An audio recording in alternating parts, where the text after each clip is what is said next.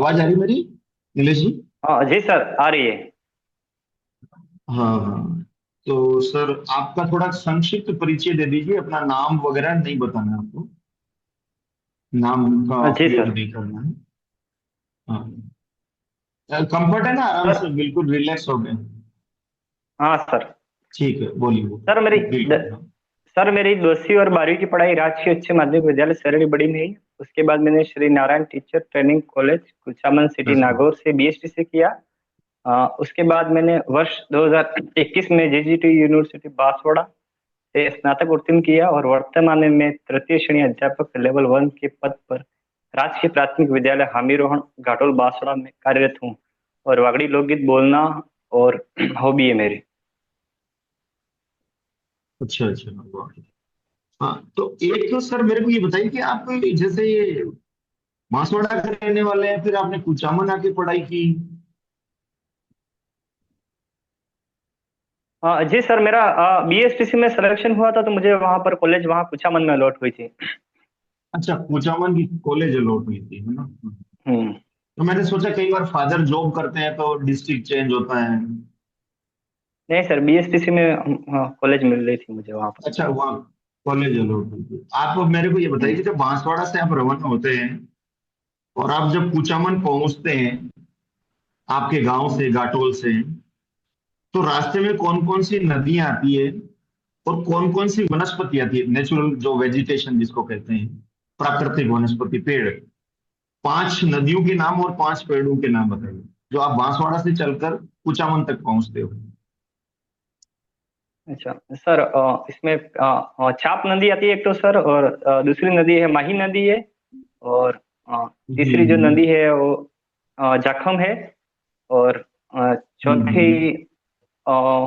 जहाँ तक मुझे था सर, लूनी नदी है। और भीलवाड़ा क्रॉस करते हो, पांचवी भीलवाड़ा में एक दो नदियां पड़ती है। भीलवाड़ा राजसमंद से होते हुए आते हो, बनास, कोठारी बनास में बनास कोई सी नहीं आती बीच में? हाँ बनास हाँ बनास और कोठारी नदी भी। हाँ हाँ हाँ हाँ। तो इस तरह से थोड़ा और सर, और कुछ वृक्ष के बारे में बात पांच करें सात सर यहाँ पेड़ों के पर। नाम बताओ। हाँ हाँ। हाँ हाँ एक तो बांस है सर, बांसवाड़ा में, और हाँ। उधर देखा जाए तो ठीक है, ठीक है। फिर और वहां से ऊपर की ओर प्रतापगढ़ में बढ़ते हैं, सर उत्तर की ओर। किमरू। हाँ, प्रतापगढ़ में सर टिमरू है, किमरू है। हाँ। हाँ। ठीक है। और ये उससे अरावली वो की ओर आगे आते हैं तो बढ़ते हैं यहाँ ऊपर पर की तरफ। बबुल बबुल देखा जा सकता है सर, ठीक भीलवाड़ा है, में। हाँ जी। और अजमेर हम्म में कई कई खेजड़ी भी मिलती है सर। ठीक है। तो और आप जैसे नागौर में सर दो तीन लोगों को हाँ ऐसा हाँ। पूछा है सवाल इसी की। हाँ हाँ, कोई नहीं, आप थोड़ा देख लेना, केर, बबूल, खेजड़ी, नीम, जाक, है ना, सागवान, बांस। हम्म सागवान, बांस हम्म, और टिमरू ये तो आपके उधर आ गए, दक्षिण राजस्थान में, हाँ है ना। मध्य राजस्थान में हाँ। जो भीलवाड़ा वाला, राजसमंद वाला एरिया, ढाक वगैरह ये हो गए। और आगे फिर उत्तर की हम्म। तरफ जो जो बढ़ेंगे, जब खेजड़ी, बबूल और ये इनका प्रभाव अब देखने को मिलता है अपन को ना। हाँ, खेजड़ी, बबूल, मोर, पिंजर, है ना, इनका प्रभाव देखने को मिलता, इनकी वनस्पतियां देखने को मिलती है, ठीक है। तो ये कई दो तीन लोगों को मैं अभी ट्रांसक्रिप्ट देख रहा था, तो एक जना चेन्नई में पोस्टिंग था लड़का, कोई इनकम टैक्स में इंस्पेक्टर। तो उसको कहा कि आप जयपुर से चेन्नई जब ट्रेन की यात्रा करते हो तो बीच में कौन सी नदियां पड़ती है, कौन कौन सी भाषाएं आती है, कौन कौन से खान पान आते हैं, कौन कौन से पेड़ पौधे आते हैं, ठीक है।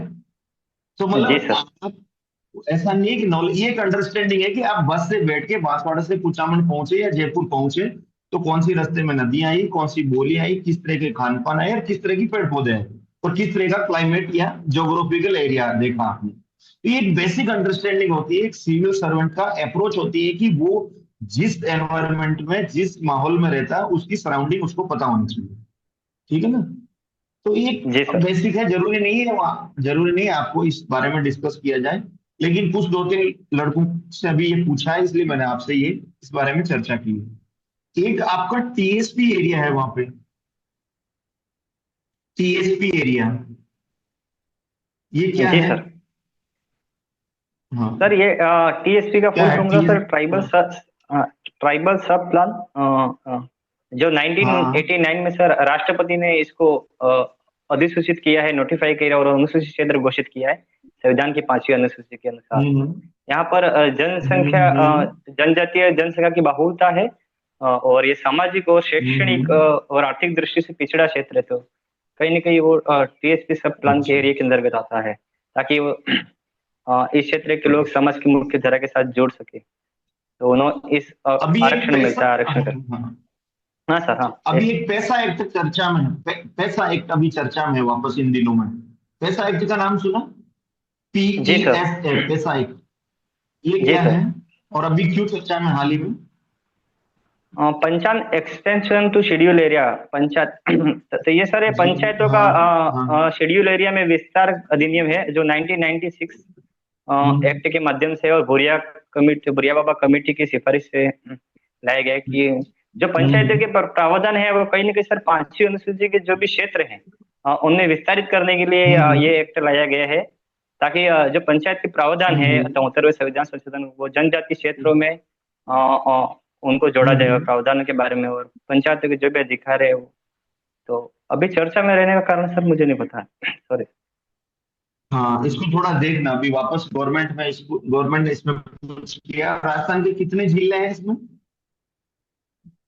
पैसा एक्ट में सर 9 जिले 10 हैं, अगर जिले हैं। सलूमबर को नया जिला, हाँ हाँ 9 जिले अगर सलूमबर को शामिल कर दिया जाए तो वैसे हाँ, ये हाँ आधिकारिक 9 जिले। हाँ हाँ, तो आप इस, हाँ हाँ, तो इसको आप देखना, थोड़ा पैसा एक्ट को देखना, क्योंकि आप उस एरिया से हो और आपको पूछ लिया जाए बांसवाड़ा से हो तो ये कुछ चीजें पूछी जा सकती है।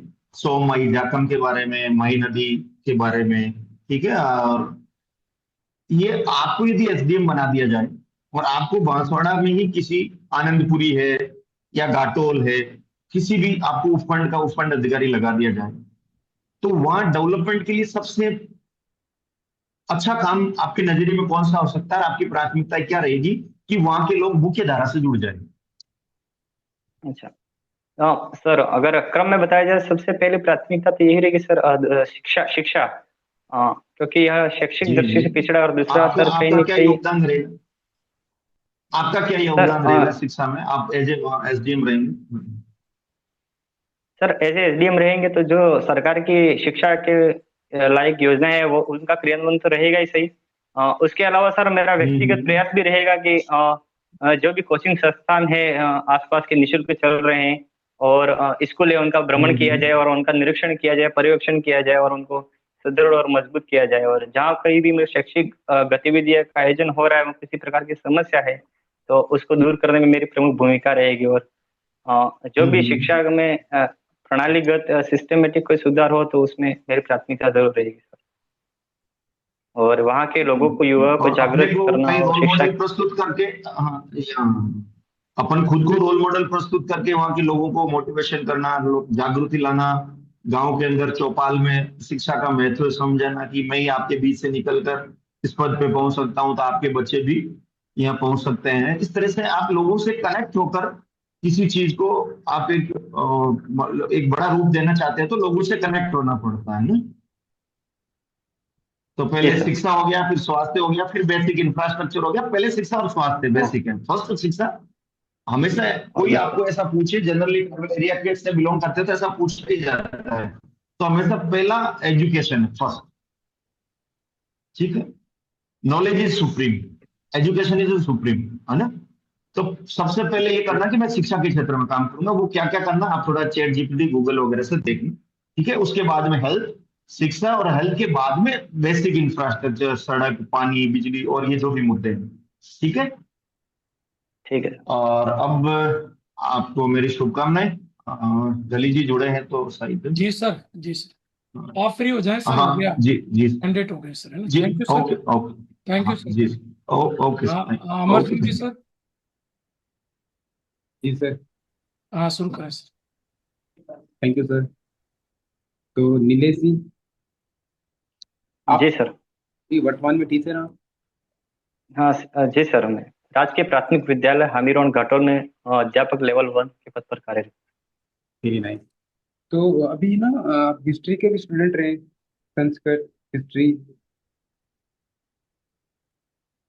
सॉरी सर, सुनाई नहीं दिया मेरे आपके जो जो बाकी के 12th के सब्जेक्ट्स हैं उसमें संस्कृत रहा है, हिस्ट्री रहा है, ये ग्रेजुएशन में, को। इंग्लिश लिटरेचर, हाँ सर। है ना? अभी हाँ। हिस्ट्री को लेके अभी विवाद चल रहा है, हिस्ट्री की बुक्स वगैरह अपडेट हो रही है, पता है आपको थोड़ा सा? जी सर। क्या भी? एनसीईआरटी इसमें सर जहाँ तक मुझे ध्यान है कि एनसीईआरटी की बुक में सर थोड़े बहुत पाठ्यक्रम चेंज हुए, उसमें पाठ्य कोई हटाए गए और जोड़े गए, जैसे मुगल काल तो कुछ पाठ है वो हटाए गए हैं, और जैसे कालीबाई का भी पाठ हटाया गया और उसकी जगह दूसरे पाठ जोड़े गए हैं सर। अच्छा तो कहीं ना कहीं सर कुछ हम्म, तो क्या सही है ये हटाना? कालीबाई जी का तो बहुत बड़ा योगदान है, और हम तो बचपन से पढ़ते आ रहे हैं। जी सर, निश्चित रूप से वीर बाला कालीबाई का भारतीय इतिहास में बहुत योगदान है, इसी कारण इनका विरोध हो रहा है, इसी चीज का जो हटाए गए कि वापस जोड़ा जाए, विभिन्न संगठन द्वारा ज्ञापन दिया जा रहा है। और तो एनसीईआरटी में जो बुक में संशोधन हुआ था, कहीं न कहीं ये कहीं न कहीं गलत है सर। थोड़ा इसको सही से वेरीफाई करना कि अभी विरोध चल रहा है और फिर से संशोधन होगा इस पे ना, तो गलत पे सीधा नतीजे पे मत पहुंचना आप। क्योंकि सरकार जो निर्णय लेती है तो कुछ और एस्पेक्ट होते हैं, वो और नॉलेज ऐड करना चाहती है, तो वो उसको सामंजस्य बिठाना होता है सरकार को, जो जनता के पक्ष को भी रखना होता है। फिर वो उसमें अमेंडमेंट रख सकते हैं कि आपको क्या करना है करके। तो अभी ये मत करना कि सही है गलत, सर अभी विचाराधीन है, इस पे अंतिम निर्णय नहीं हुआ है। तो अंतिम रूप से गलत या सही मत कहना आप अपनी तरफ से। ठीक है सर। तो एडमिनिस्ट्रेटर के लिए जो कभी भी सरकार गलत नहीं होती जी। ठीक है सर। अच्छा, एक चीज दूसरा, तो अभी आप टीचर है तो फिर क्यों आरएस में आना चाहते हैं आप? ठीक है, वैसे ये तो हमने शुरू से सुना है कि गुरु गोविंद दो खड़े काके लागू पाए, तो हमने तो गुरु को चुना है, वो भगवान से भी पहले। और अभी आप गुरु को छोड़ के फिर वापस प्रशासक बनना चाह रहे हैं। आपको नहीं लगता है कि आपने पुरानी जो वैल्यूज सीखी थी, जिस टीचिंग के लिए आपने इतना एफर्ट डाले, वो तो वेस्ट ही हो गए, रिसोर्सेज भी वेस्ट हुए हैं? और आपको नहीं लगता फिर आप गुरु की जो महिमा है उसको आप नीचे कमतर रखेंगे और प्रशासन को बड़ा बनाएंगे, जब आप गुरु को छोड़ के प्रशासक की तरफ जाएंगे? बच्चे मोटिवेट होंगे प्रशासक बनने की तरफ, टीचर बनना कोई पसंद नहीं करेगा। जी सर, निश्चित रूप से सर गुरु का स्थान हमारे समाज में, और गुरु सबसे बड़ा होता है, और कहीं न कहीं कलेक्टर से लेकर कोई भी अधिकारी हो, अध्यापक के द्वारा ही पढ़ाया होता है, और गुरु का दर्जा बहुत बड़ा है सर। लेकिन सर मेरा शुरू से ही प्रशासन में जाने का ही सपना था, कहीं न कहीं तो और मैं अपने कार्य का विस्तार ही मानूंगा सर, इसमें ये नहीं मानूंगा कि मैं अगर शिक्षा के क्षेत्र में नहीं कार्य कर सकता, प्रशासन में भी रहकर सर मैं गुरु जी की जो भूमिका है वो निभा सकता हूँ और उनका निर्वहन कर सकता हूँ। एज ए प्रशासन भी मैं शिक्षा के क्षेत्र में कार्य कर सकता हूँ सर। निश्चित रूप से तो शैक्षिक गतिविधियों का संचालन भी जारी रहेगा सर, ये कार्य का विस्तार ही मानूंगा, और कहीं न कहीं वर्क डाइवर्सिटी ही मेरे इस जॉब में आने की वजह है सर, प्रशासन में। गुड, थोड़ा इसको ना और ठीक करना आप ना इसको। ये तो पूछा ही जाएगा आपका ये और आप मान के चले कि एक टीचर से ये बात पूछी जाती है तो वो इससे एडमिनिस्ट्रेशन में आता है, तब तो सेकंड पे ये ना इसको ना पॉइंट वाइज फॉर्मेट में बनाना आप, कि 1 2 3 क्यों आना चाहते हैं करके। मेरा एक तो कार्य क्षेत्र विस्तार हो जाएगा, एजुकेशन का तो देखूंगा ही देखूंगा, बारे कार्य क्षेत्र भी मैं अपना ठीक करूंगा। तो जो एजुकेशन में मैंने सीखी है वो स्किल का यहाँ पे इस्तेमाल करूंगा, एजुकेशन में जो कमियां रहेगी उसका ठीक करूंगा। इम्प्लीमेंटेशन, जो पॉलिसी इम्प्लीमेंटेशन के इशू है वो यहाँ पे आके ठीक कर सकता हूँ। प्लस मेरा जो डाइवर्सिटी बढ़ेगा, तो अब मैं ज्यादा लोगों की लाइफ में उतर सकता हूँ, समझ रहे हो आप?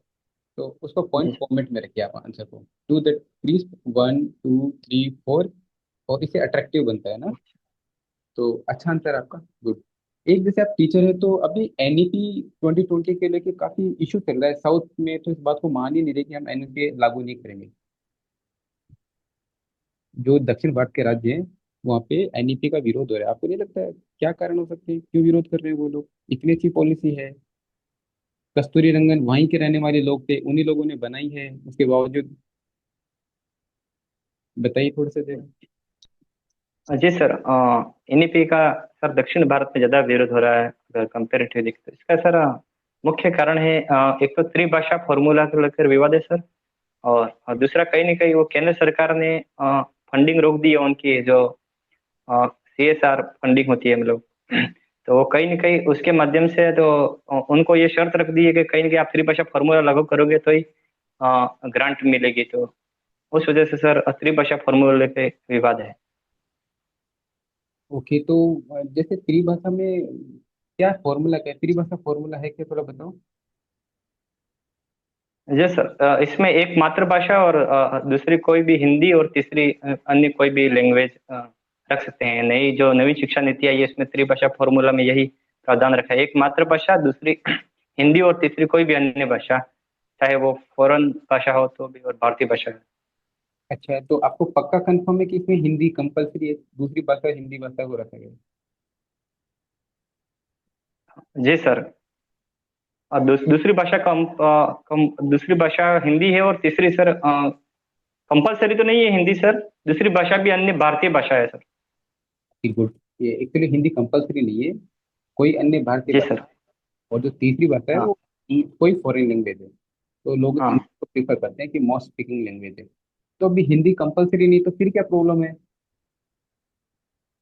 सर, कहीं ना कहीं वो त्रिभाषा फॉर्मूला की गलत इंटरप्रिटेशन हो रही है, और सर वहाँ के जो सत्ताधारी दल है वो कहीं ना कहीं इस पर राजनीति भी कर रहे हैं, डीएमके वो। और देखा जाए तो एक उनको अस्मिता का मुद्दा मान लिया उन्होंने सर, हिंदी वर्सेस अदर जो भी लैंग्वेजेस हैं उनको। और कहीं ना कहीं वो तमिल है, मराठी है, तो उनके मुकाबले उनको लगता है कि हिंदी अगर हम बोलेंगे तो हमारी अस्मिता कम हो जाएगी, या कहीं ना कहीं हमारा स्टेटस राज्य का कम हो जाएगा पूरे उत्तर भारत के मुकाबले। नहीं, तो हिंदी कंपलसरी नहीं है ना, हिंदी अस्मिता का बना मुद्दा बनेगा कैसे? आपने बोला कि कोई एक अन्य भाषा है, कोई एक अन्य भाषा में मैंने हिंदी रखी नहीं।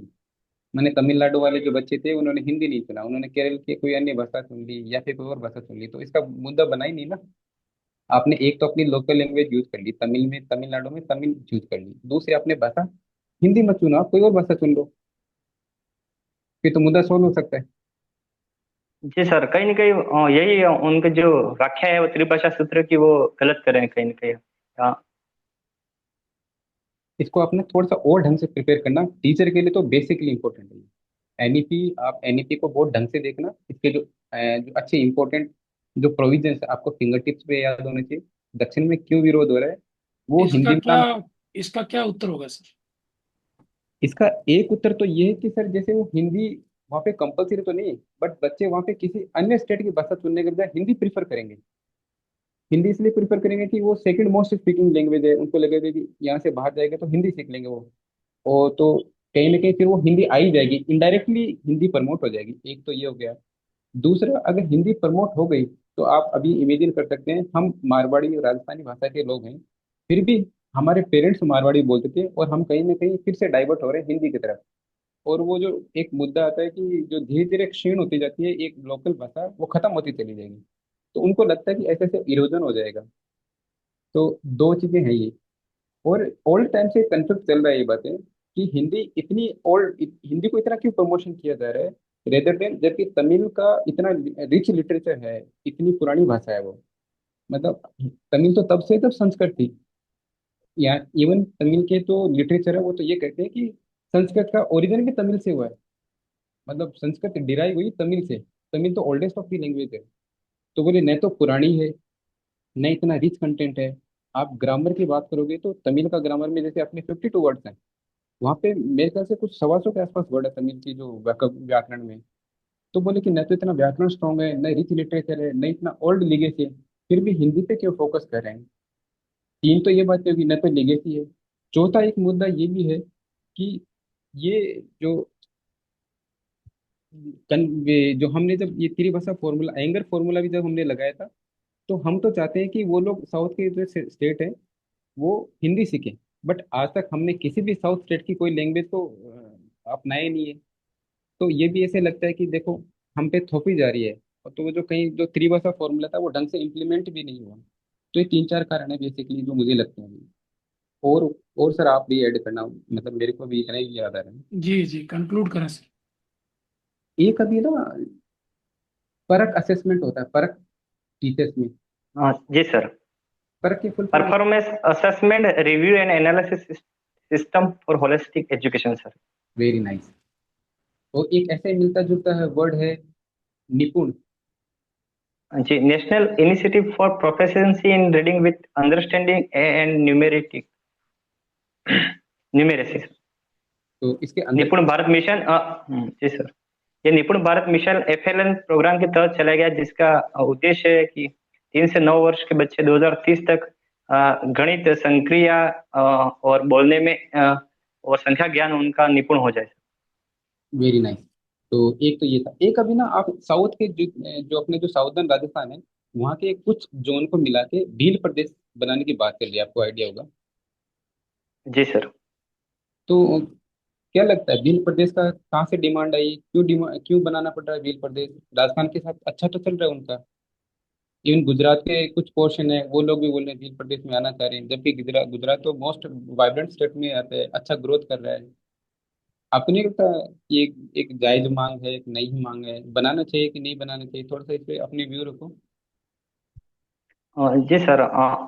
अभी हाल ही में सर भील प्रदेश बनाने की मांग विभिन्न राज्यों से उठी है, और यहाँ के जो लोगों हैं और विभिन्न संगठन हैं और पार्टियों के द्वारा भील प्रदेश की मांग उठी है सर। तो कहीं न कहीं सर उनका ऐसा मानना है, उन पार्टियों का और संगठनों और लोगों का, कि गुजरात है, महाराष्ट्र है और मध्य प्रदेश है और राजस्थान है। तो कहीं न कहीं यहाँ पर जो भी आदिवासी लोग हैं, उन सबका मिलाकर एक भील प्रदेश की संकल्पना, जो कि मानगढ़ धाम पर गोविंद गुरु जी ने कल्पना की थी, एक भील प्रदेश होगा। तो उनके हिसाब से यूं है कि जो भी राज्य है, वहाँ की जो शासन व्यवस्था है या मिनिस्टर है, वो उन पर ध्यान नहीं दे रहे हैं और योजनाओं का क्रियान्वयन अच्छे से नहीं हो रहा है। और तो उनको लगता है कि अगर भील प्रदेश बन जाएगा तो हमारा स्वयं का मुख्यमंत्री होगा, हमारे कार्यपालिका और हमारी आवाज को सुनेंगे। तो उन लोगों का ऐसा मानना है सर, इसलिए यह मांग उठी है भील प्रदेश की। Okay, good. और इसमें अभी करंट गवर्नमेंट का क्या स्टैंड है? क्या एग्री कर रहे हैं लोग? क्या उनके पास इतने एडमिनिस्ट्रेटिव, एक नया स्टेट बनाने की क्या विशेषताएं होती है, किस बेसिस पे स्टेट बनाया जा सकता है? स्टेट जी बनाने सर। कुछ रिकमेंडेशन है ना स्टेट बनाने की? जी सर। कहीं न कहीं जैसे भारत में अगर ऐतिहासिक रूप से देखा जाए तो भाषा के आधार पर भी राज्य का गठन हुआ है, जैसे आंध्र प्रदेश की बात करें हैं। और कहीं न कहीं सिर्फ एक मापदंड ये भाषा है, प्रशासनिक कुशलता है, और भौगोलिक क्षेत्र है, और जनसंख्या है। ये सब क्राइटेरिया हैं सर। जो फाइनेंशियल इंडिपेंडेंस भी एक इसमें से एक मुद्दा है। हाँ जी सर। कि कौन सा कमीशन की रिकमेंडेशन थी? GVK समिति समर। फजल अली आयोग का नाम सुना आपने? हाँ जी सर, फजल अली आयोग। हाँ, तो गुड, उसकी रिकमेंडेशन थी। और बहुत ही अच्छा आपका। और थोड़ा सा और अभी जो एजुकेशन से रिलेटेड चीज़ों को और क्लियर कर लीजिए। बाकी ललित सर और अच्छे से गाइड करेंगे। टू द पॉइंट बात करें। आपकी आवाज़ में बहुत वो एनर्जी है, आप ना बहुत अच्छा बात करते हैं आप। और आप बोलने की ज़्यादा से ज़्यादा प्रैक्टिस करें, है ना? और जो जो रिलेटेड जी आप, सर। है ना, जो जो आपके रिलेटेड जितने भी टर्म्स होते हैं एजुकेशन टीचर्स वाली, उन पे और फोकस कर लीजिए। और बेस्ट ऑफ लक, आप अच्छा करेंगे।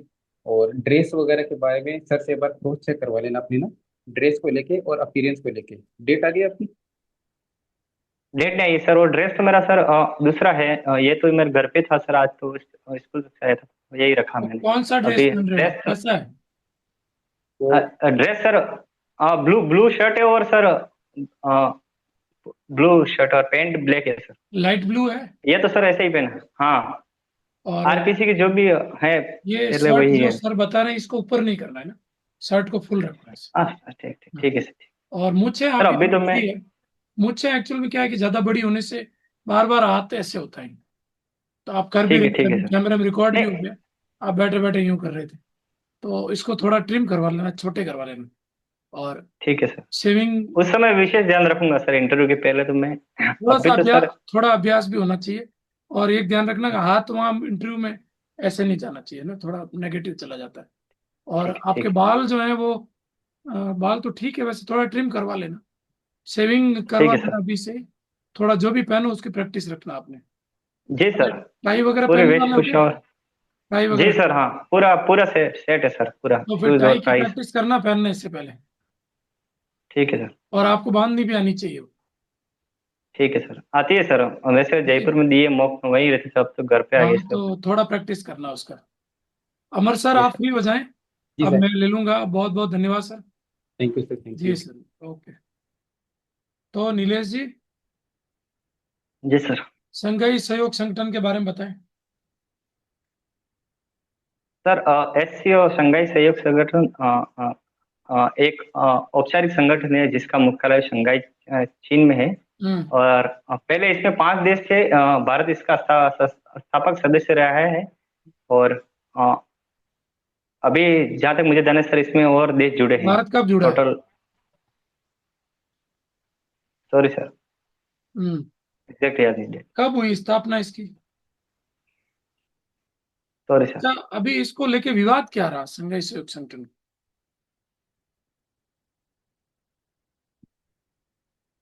Sorry sir. ठीक है। ऐसा विवाद ये था कि वहां जो रक्षा मंत्रियों की जो बैठक हुई थी उसमें ये जो राजनाथ सिंह जी थे, इन्होंने संयुक्त वक्तव्य पे हस्ताक्षर नहीं किए। कारण ये था कि इन्होंने संयुक्त वक्तव्य में बलूचिस्तान का जिक्र तो किया, पर पहलगाम आतंकी हमले का जिक्र नहीं किया। तो ये एक मुद्दा इस पे रहा है। इसी तरह से एक मूवी आई थी छावा। छावा मूवी देखी आपने? जी सर, देखी तो नहीं है सर, नाम सुना है सर। क्या छावा का क्या अर्थ होता है? सैनिक सर, जहाँ तक मुझे ध्यान है। नहीं नहीं, इसका अर्थ होता है शेर का बच्चा। और ये विवादित क्यों रही, इसको लेके काफी विवाद हुए, बता पाओगे? Sorry sir. हम्म। अच्छा ये बताएं कि जो पंथ निरपेक्ष और धर्म निरपेक्ष शब्द चर्चा में रहे हैं, ये क्या होते हैं और जी, क्यों चर्चा में रहे हैं? जी सर। सर अभी जो संविधान की प्रस्तावना है उसमें जो पंथ निरपेक्ष शब्द है और समाजवाद दोनों शब्द हैं, उनको सर निकालने की मांग हो रही है। तो क्यों, क्या कारण है? इसलिए अभी चर्चा में। मांग का क्या कारण? सर मांग का कारण ये है कि उन लोगों को लगता है कि भारत एक धर्मनिरपेक्ष देश है और ये पंथ निरपेक्ष और समाजवाद शब्द भ्रामक है। हम्म। क्योंकि अब भारत में क्या समाजवाद जैसे कोई ऐसी रही नहीं है अवधारणा। धर्म निरपेक्षता और पंथ निरपेक्षता में क्या अंतर है? सर धर्मनिरपेक्षता धर्मनिरपेक्षता का अर्थ होता है कि राज्य का धर्म में से पूर्ण सेपरेशन होता है इसमें सर। हम्म। और पंथ निरपेक्ष में राज्य का पूर्ण रूप से नहीं रहता तटस्थ, और धर्म को सहायता भी करता है, लेकिन किसी भी विशेष धर्म को बढ़ावा नहीं देता है। और अच्छा, सर्व धर्म सद्भाव की प्रवृत्ति रखता है। संविधान में पंथ निरपेक्षता लिखा है कि धर्म निरपेक्षता लिखा है? पंथ निरपेक्ष लिखा है सर, कहाँ लिखा है? संविधान की प्रस्तावना में सर। हम्म। देखो, यहाँ उत्तर आप जो है अनुमान लगा रहे थे, और वो अनुमान गलत है आपका। धर्म का अर्थ होता है कर्तव्य, तो धर्म निरपेक्ष का अर्थ होता है कर्तव्य से हट जाना। इसलिए संविधान में धर्म निरपेक्ष शब्द नहीं जोड़ा गया। पंथ पंथ का अर्थ होता है रिलीजन। तो कोई भी सरकार रिलीजन से निरपेक्ष रह के कार्य करेगी, पर वो अपना धर्म नहीं छोड़ सकती, कर्तव्य नहीं छोड़ सकती। इसलिए संविधान में पंथ निरपेक्ष वर्ड डाला गया। आपने जो दोनों व्याख्या की वो दोनों गलत है। आप थोड़ा एक बार इसको और देखना, पंथ निरपेक्ष और धर्म निरपेक्ष। ठीक है। अच्छा। जिस अच्छा, ब्रिक्स शिखर, ये जो संघाई सहयोग संगठन है, इसमें आपने भारत को संस्थापक सदस्य बता दिया। भारत तो 2017 में जुड़ा है, इसकी स्थापना तो 2001 में हो गई थी। तो थोड़ा अभी इन दिनों जो संगठन चर्चा में रहे हैं पिछले 3-4 महीने में, उनको एक बार आप पढ़ना। ठीक है ना? जी सर। उसमें से कोई एक आध क्वेश्चन आ सकता है। अच्छा, ये अभी भारतीय मूल के कितने अंतरिक्ष यात्री अंतरिक्ष में गए हैं? अभी जो गए हैं सर के कुल ओवरऑल के, कुल ओवरऑल। सर एक तो राकेश शर्मा सर, और हम्म। राकेश शर्मा और कल्पना चावला, हम्म। और अभी शुभांशु शुक्ला गए हैं सर, और ओके। उसके पहले एक महिला। क्या नाम है? सुनीता विलियम्स। हाँ, सुनीता विलियम्स। टोटल 5 जने गए हैं, और इनका आप ध्यान रखना थोड़ा। अच्छा ये बताइए कि शुभांशु शुक्ला किस ऑपरेशन के तहत गए हैं? एक्जिकॉम 4 मिशन के तहत गए हैं सर, जो कि इसरो और नासा की एक संयुक्त परियोजना है सर। हम्म। एक्सियोम। क्या क्या हाँ, प्रयोग किए इन्होंने, मुख्य प्रयोग? जी सर, वहाँ पर देखा कि वो चंद्रमा अनुकूल है या नहीं है रहने के, या वहाँ पर जो जलवायु है उनका और क्लाइमेट है उनका अध्ययन किया, और पानी के बारे में भी।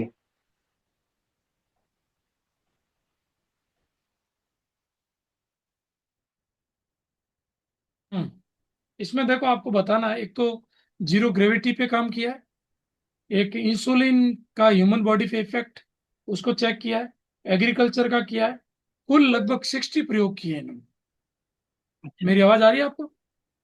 जी सर, आ रही है। और अच्छा, अंतर्राष्ट्रीय अंतरिक्ष स्टेशन के बारे में बताइए। Sir, international space station sir, ये पृथ्वी की 400 किलोमीटर तक के एक इंटरनेशनल स्पेस स्टेशन बना हुआ है, हम्म जहाँ पर जो भी अंतरिक्ष यात्री है वो रुकते हैं और वहाँ पर जो भी प्रयोग करते हैं, अंतरिक्ष के बारे में जानकारी जुटाते हैं। कहाँ पर है और ये?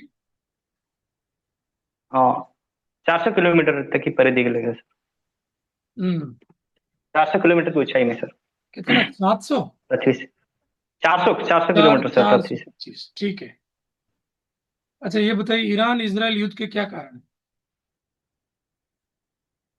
सर, इसके पहला कारण तो ये है कि सर, ईरान और इजराइल के युद्ध के कहीं न कहीं जो इजराइल परमाणु के जो टेस्ट कर रहा था, ये कारण है। और दूसरा, कहीं न कहीं अप्रत्यक्ष रूप से इजराइल में जो भी हमास को ईरान सहायता कर रहा था। हम्म और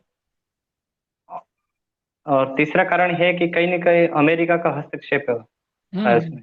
एक कारण और जोड़ना, वहां के जो शासक है उनका, वो अपने देश में अलोकप्रिय हो रहे थे।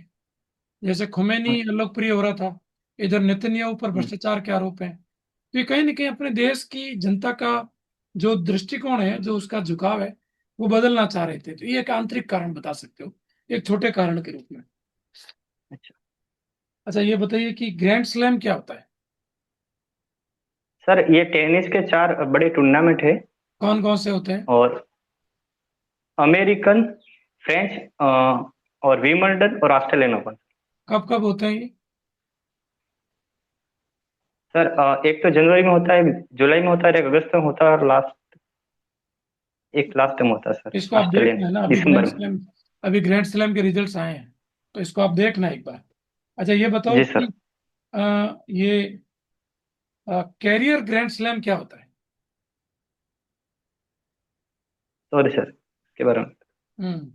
मतलब अगर कोई चारों पुरस्कार जीत लेता है तो उसको कैरियर ग्रैंड स्लैम कहते हैं।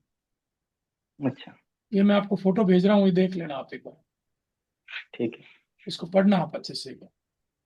और एक और होता है, जैसे एक समझौता हुआ है टेपा, TEPA, व्यापार और आर्थिक भागीदारी समझौता, trade and economic partnership agreement.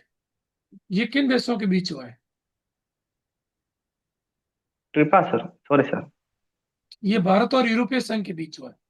तो अभी जो इन दिनों इकोनॉमिक समझौते हुए हैं, वो थोड़ा पढ़ना अच्छे से। और अभी भारत ब्रिटेन के बीच भी हुआ है, उसको भी देखना। और इन समझौतों के क्या लाभ है, ट्रम्प टैरिफ, अभी ट्रम्प ने जो टैरिफ बढ़ा दिया है, भारत पे इतना प्रेशर जी क्यों सर। बना रहा है, ये सारा आपको देख के जाना।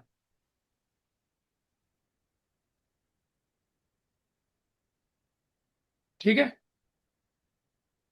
आपको ठीक है सर। काफी तैयारी, आपको का जो, मैं अगर इवेल्यूट करूं तो आप 50% पे हो।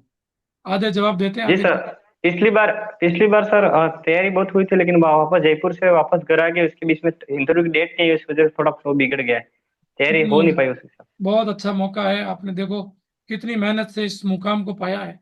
इंटरव्यू में ज्यादातर लोग तो बाहर ही हो जाते हैं, तो आप अगर इंटरव्यू तक पहुंचे हो तो ये आपकी ये कैलिबर को शो करता है।